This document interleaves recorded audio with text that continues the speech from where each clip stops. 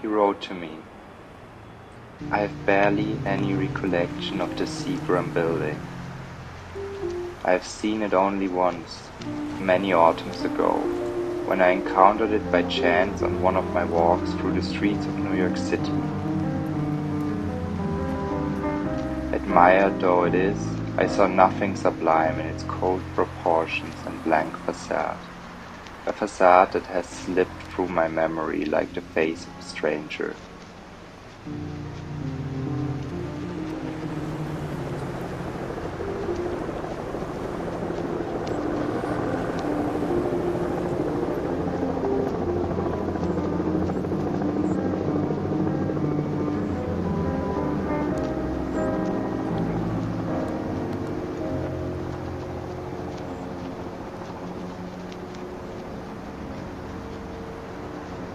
Perhaps I was distracted, for when I arrived at the building I was surprised to find a pine forest, tall and handsome, springing forth from the plaza's pink granite tiles in the place of its two fountains.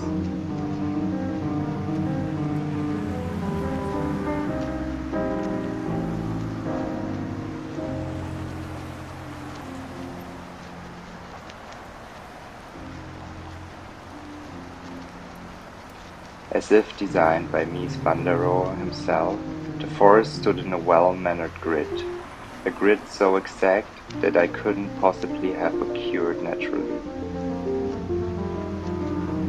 And yet nobody seemed to know where the forest had come from, nor did they seem to care. Passers-by so much as glanced up towards the plaza, which on that November morning better resembled upstate New York than Midtown Manhattan.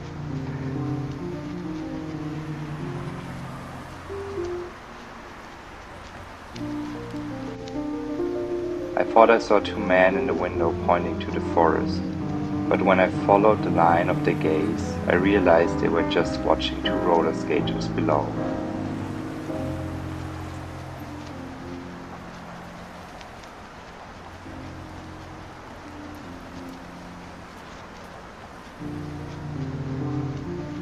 When I asked a gentleman sitting in the plaza if he knew anything about the forest, he just looked past me and then turned back to his telephone.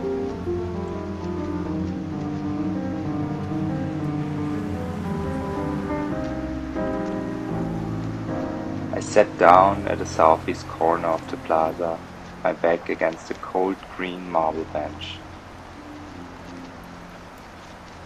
If nobody else could see the forest, could I still savor the scent of its pine in the breeze? Or the lace of its shadows falling across the plaza? Would I still feel its pine needles brush against my cold skin? These sensations are hard to come by in the metropolis.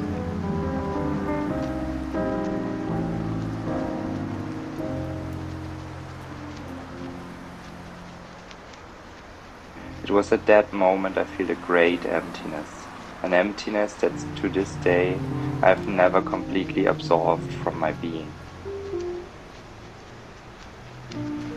I shut my eyes tightly, but when I opened them again, nothing had changed.